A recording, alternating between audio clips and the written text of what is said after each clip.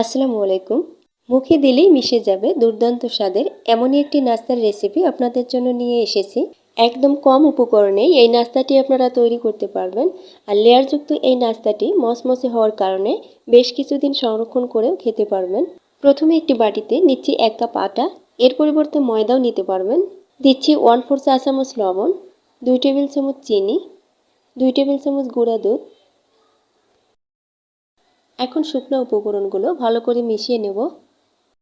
শুকনো উপকরণ ভালো করে মিশিয়ে নেওয়ার পর দিচ্ছি 1 টেবিল চামচ তেল। এখন তেলটাকেও আটার সাথে ভালো করে মিশিয়ে নেব। তেলটাকে আটার সাথে ভালো করে মিশিয়ে নিয়েছি। এখন নর্মাল পানি অল্প অল্প করে দিয়ে একটা ডো তৈরি করে নেব।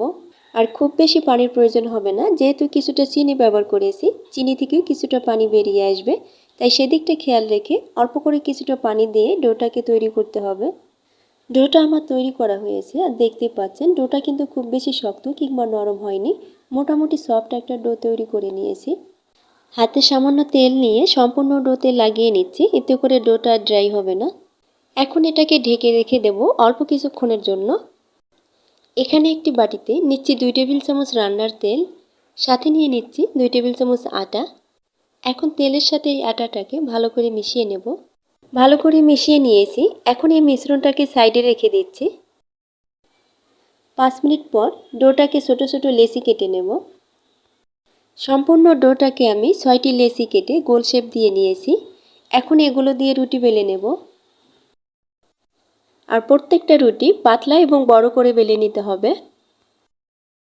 সবগুলো রুটি আমি বেলে নিয়েছি আর দেখতেই পাচ্ছেন রুটিগুলো কিন্তু আমি একদম পাতলা করে বেলে নিয়েছি। এখন আগে থেকে তৈরি করে রাখা তেলের মিশ্রণ সম্পূর্ণ রুটিতে লাগিয়ে নেব। আমি ব্রাশের সাহায্যে লাগিয়ে নিচ্ছি, আপনারা হাত দিয়েও কাজটা করতে পারবেন। সম্পূর্ণ রুটিতে তেলের মিশ্রণ ভালোভাবে লাগিয়ে নেওয়ার পর এর উপরে আমি আরেকটি রুটি দিয়ে দিচ্ছি। এবার এর উপরেও আমি তেলের মিশ্রণটা ভালোভাবে লাগিয়ে নেব। এভাবে 5টি রুটির উপরেই আমি তেলের মিশ্রণটা লাগিয়ে নিয়েছি। এখন সর্বশেষ এবং ষষ্ঠ রুটিটা দিয়ে দিচ্ছি।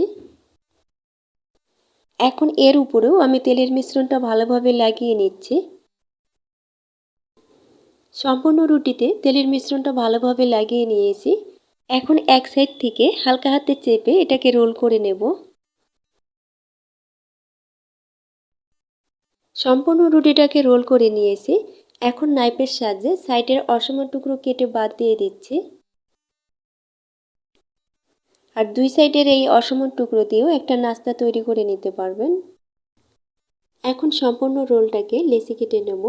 আর আপনার পছন্দ মতো এটা কেটে নিতে পারবেন। যদি নাস্তাটা বেশি বড় করেন তাহলে লেচিগুলো একটু বড় করে কেটে নিতে হবে।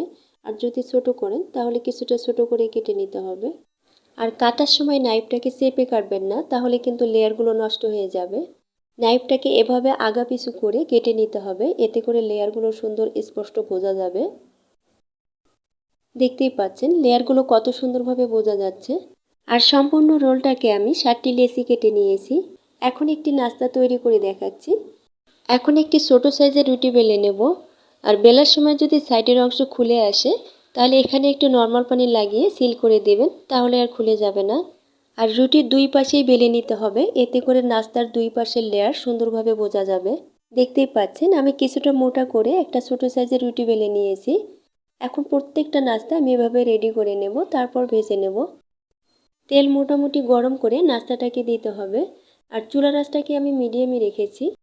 উপর থেকে এভাবে একটু তেল ছিটিয়ে দিতে হবে, এতে করে নাস্তার লেয়ারগুলো ফুটে উঠবে। এখন নাস্তার দুই পিঠে কিছুটা সময় নিয়ে ভেজে নেব, এতে করে নাস্তাটা মচমচে হবে। আর মচমচে করে ভেজে নেওয়ার কারণে নাস্তাটা সংরক্ষণ করেও খাওয়া যাবে। দেখতেই পাচ্ছেন নাস্তার মধ্যে সুন্দর একটা কালার চলে এসেছে আর লেয়ারগুলোও সুন্দরভাবে বোঝা যাচ্ছে। এখন নাস্তাটাকে আমি উঠিয়ে নিচ্ছি আর বাকি নাস্তাগুলোকেও আমি এভাবেই ভেজে নেব। সবগুলো নাস্তা ভেজে নিয়েছি আর দেখতেই পাচ্ছেন এই লেয়ারযুক্ত নাস্তাগুলো কতটা সুন্দর দেখাচ্ছে। এই নাস্তাগুলো দেখতে যেমন সুন্দর হয়েছে তেমনি খেতেও কিন্তু দুর্দান্ত স্বাদের হয়েছে। আর দেখে নিশ্চয় বুঝতে পারছেন এটা মুখে দিলেই মিশে যাবে এরকম একটি নাস্তা। আশা করি ভিডিওটা আপনাদের ভালো লেগেছে। ভালো লেগে থাকলে প্লিজ ভিডিওটিতে একটি লাইক দিবেন এবং চ্যানেলটিকে সাবস্ক্রাইব করে পাশেই থাকবেন। সবাই ভালো থাকবেন। আল্লাহ হাফেজ।